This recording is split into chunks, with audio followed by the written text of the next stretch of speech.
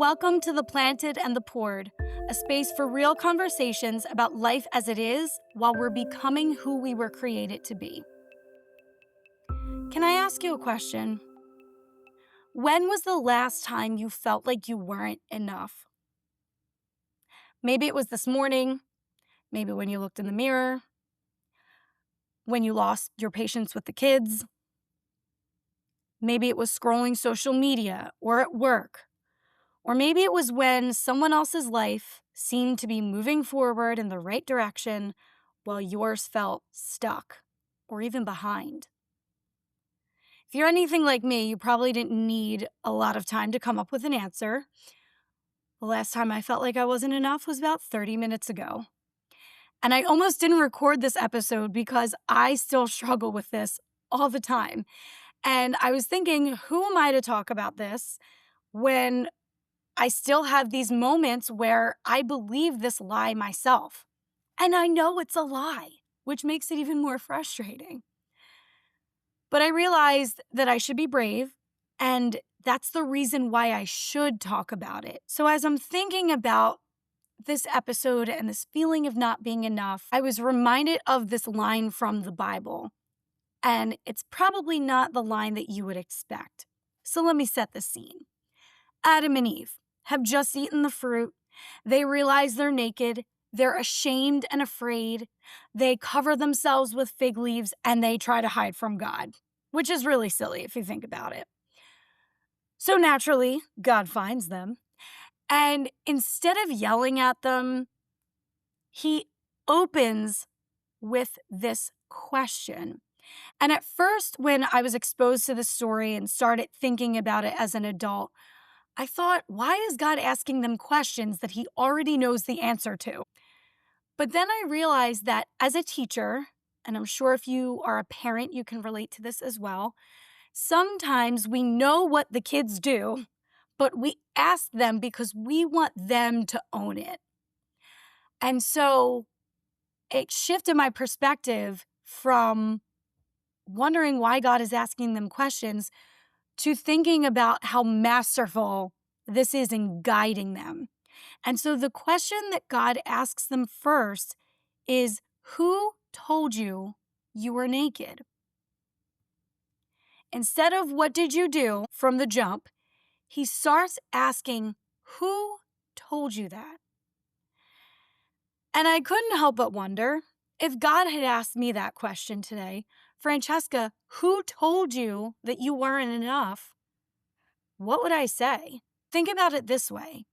Who told you that you're failing? Who told you that you're behind? Who told you that because your life doesn't look like hers, that you're somehow less valuable? Who told you that because you're a single mom, or because you're divorced, or because you're struggling, or because you made a mistake, that you're somehow less worthy of love? Now, we can say that this is the voice of the enemy, which it is. But what I want to push you, because I heard about this on a podcast years ago, and it really resonates with me. Whatever that voice is, whatever they're saying, I want you to picture whose voice it is. Because usually it's not our voice. It's someone we know.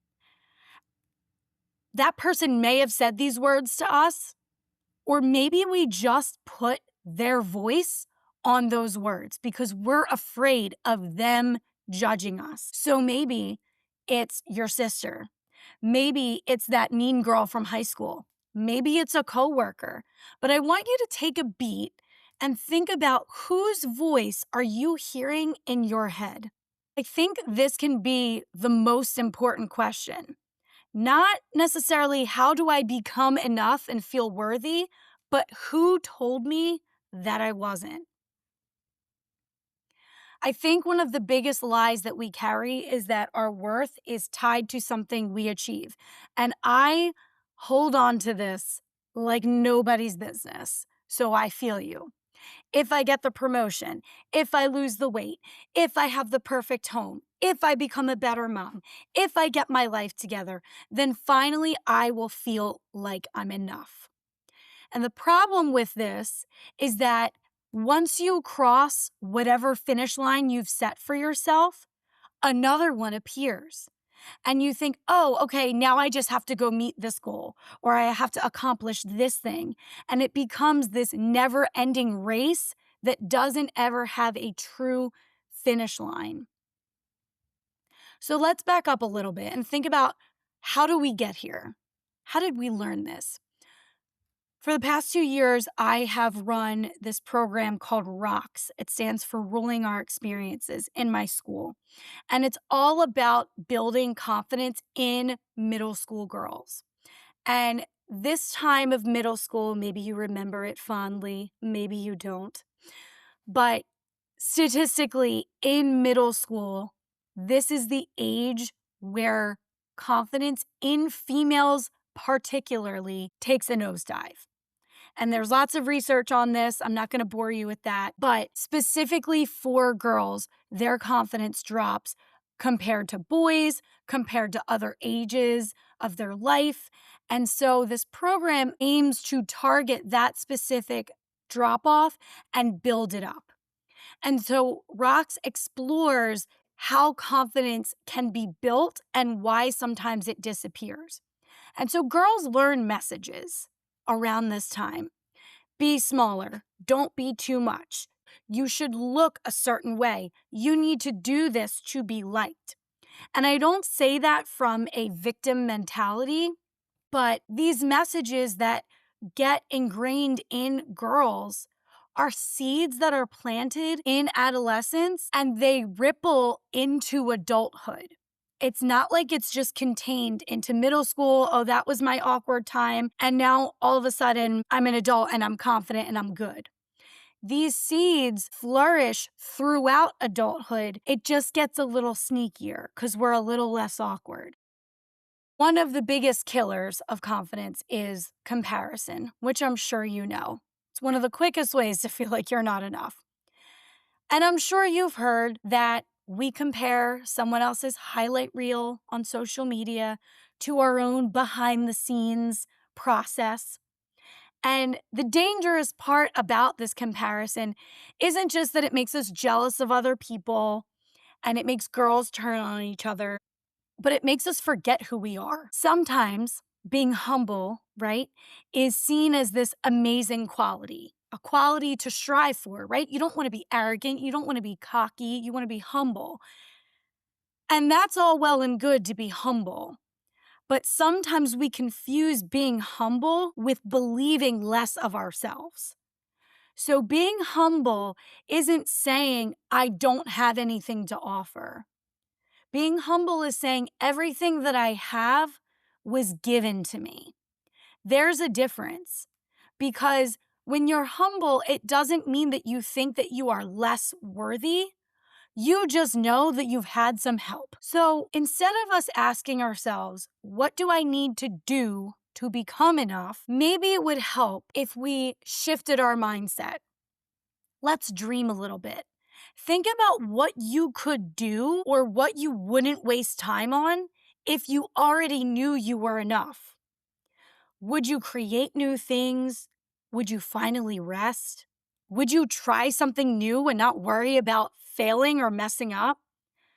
Would you set some boundaries with people or pursue a dream that you've been afraid to start? So how do we fix this in ourselves?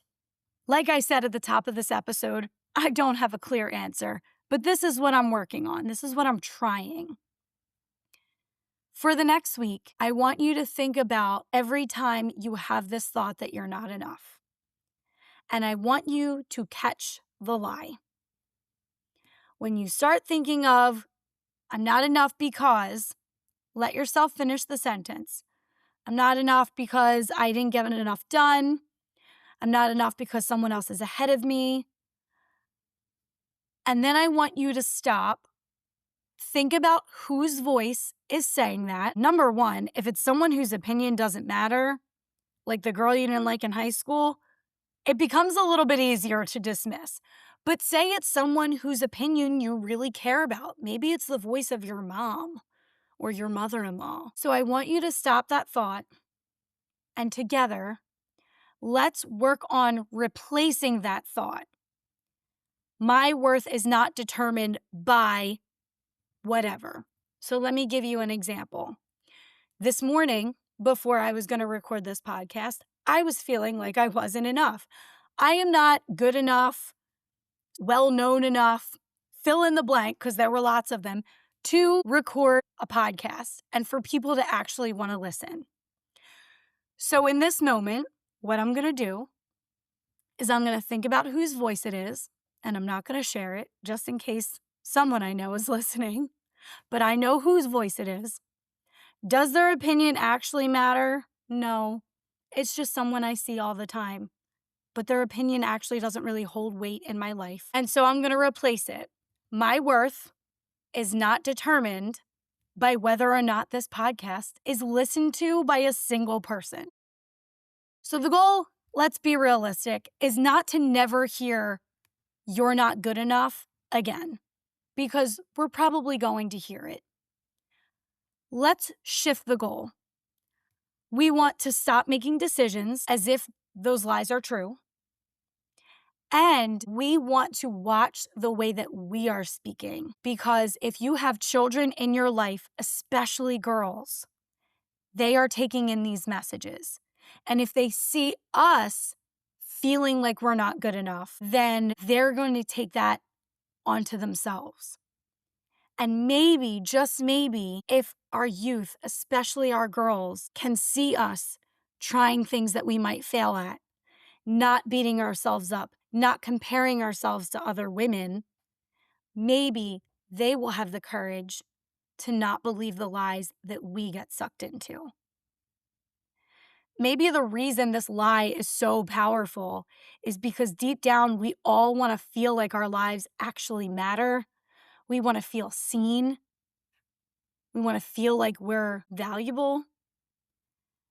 And we want to teach our girls that we don't have to spend our lives chasing something that was already given to us. So who gets the final say over who you are? When you fail, who gets the final say? When somebody rejects you, who gets the final say? When you compare yourself or don't get the job? If your answer is Instagram or your boss or your relationship status or your mistakes, then you are letting someone other than God define you. And if you are a person of faith, we believe that only God, who created us, gets to say who we are. And if you are not a person of faith, then you get to say who you are. You are the author of your own story. And so I don't know if tomorrow I will wake up and never question myself again. That would be a miracle. But I hope that tomorrow and the day after that and the day after that, I hope that I'm just a little quicker to recognize the lie and stop it in its tracks. And I'm a little quicker to replace it with the truth. And I hope that I'm a little better at remembering whose voice matters the most. Thank you so much for listening. If I said something that resonated with you today, I hope that you'll subscribe to this podcast and send it to somebody who needs to hear this too. This podcast is a conversation that we're creating together. So if there's something that you would like to share or talk about, you can plant a seed of conversation using the link in the show notes. I really hope this met you right where you're at today. I know I was speaking from exactly where I was. And I'm really honored to be with you as we all try to become the people that we were created to be.